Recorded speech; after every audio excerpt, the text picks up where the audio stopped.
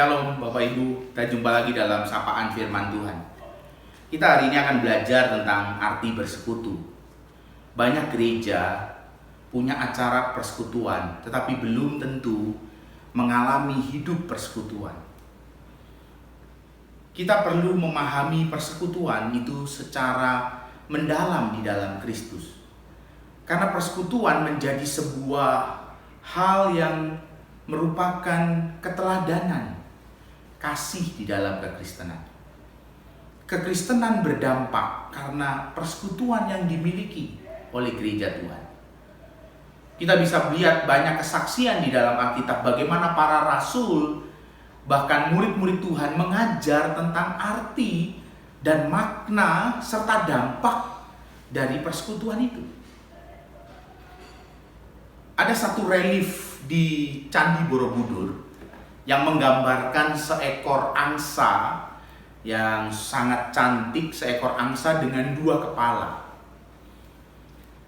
Kepala yang satu ditopang dengan leher yang tinggi dan kepala yang kedua ditopang dengan leher yang pendek. Kepala yang tinggi ini selalu makan makanan yang sangat enak.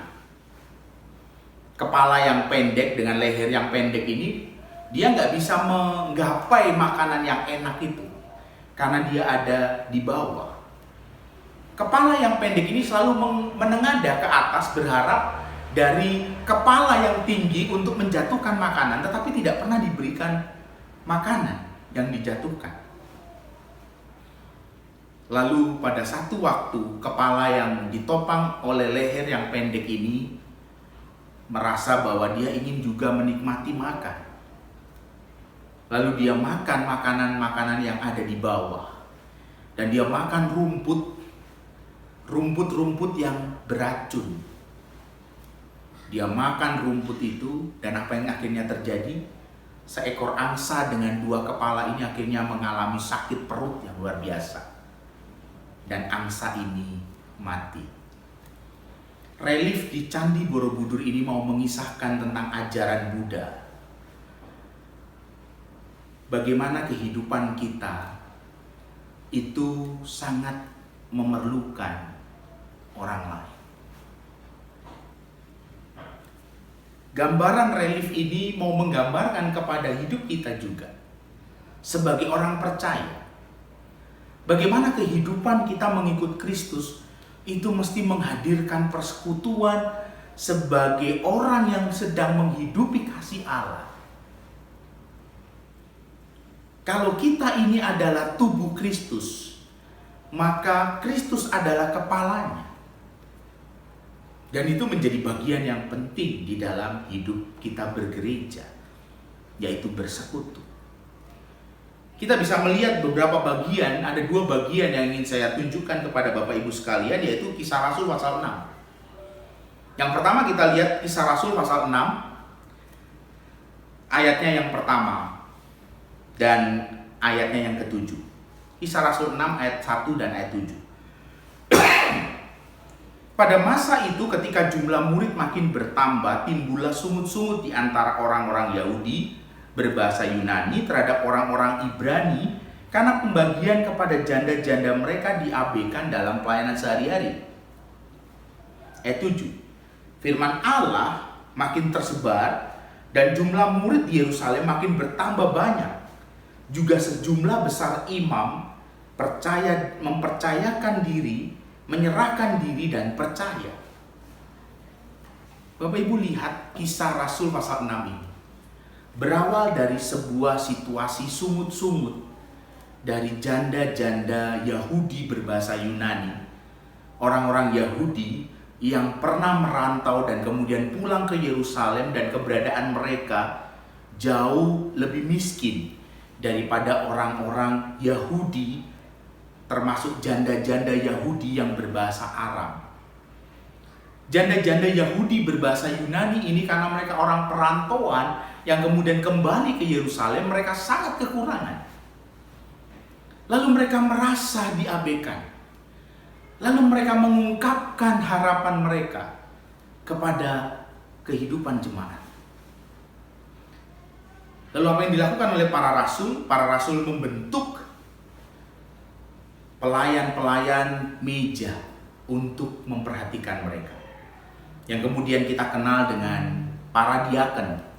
Kita kenal dengan 7 orang diaken yang mengerjakan pelayanan meja, pelayanan trapeza. Pelayanan meja artinya menyediakan makanan dan menyediakan uang yang dibutuhkan oleh orang-orang yang membutuhkan. Kita bisa melihat bagaimana persekutuan mereka menjadi persekutuan yang kemudian berdampak besar bagi jemaat mula-mula. Ketika mereka menyelesaikan persoalan sungut-sungut dari janda-janda Yahudi berbahasa Yunani, persekutuan yang merangkul, persekutuan yang menjawab pergumulan mereka, persekutuan itu kemudian menghadirkan berkat yang luar biasa. Dikatakan di ayat 7. Bertambah banyak orang-orang yang percaya akan firman Tuhan. Bahkan para imam menyerahkan diri dan percaya.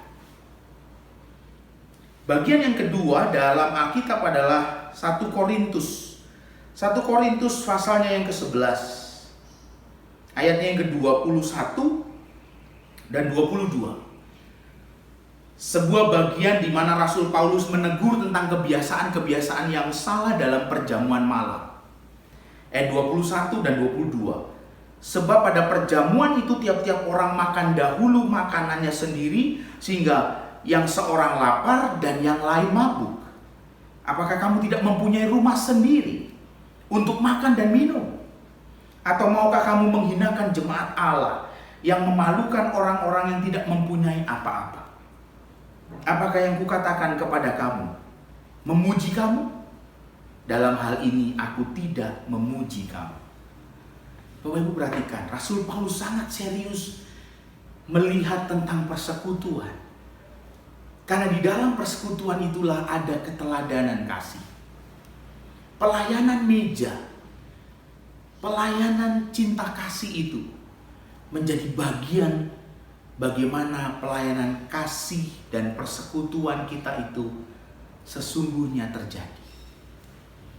Orang akan melihat bagaimana kita bersekutu, bagaimana kasih kita kepada banyak orang. Rasul Paulus tidak ingin membuat kemudian meja orang kaya sama dengan meja orang miskin.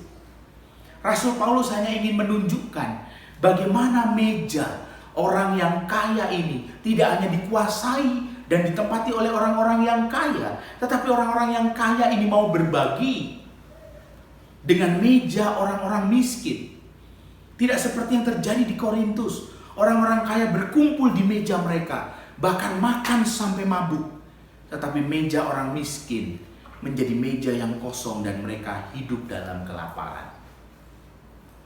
Apakah kita hari ini hidup dalam persekutuan yang sejati? Apakah hari ini persekutuan kita memuliakan Kristus? Apakah hari ini Kristus menjadi nyata, dilihat oleh banyak orang di dalam persekutuan cinta kasih kita? Lihatlah diri kita. Apakah kita hidup di dalam cinta kasih dan persekutuan yang benar? Atau kita sama dengan dunia? Tuhan menolong Bapak, Ibu, dan saya untuk hidup dalam persekutuan supaya dunia memuliakan Kristus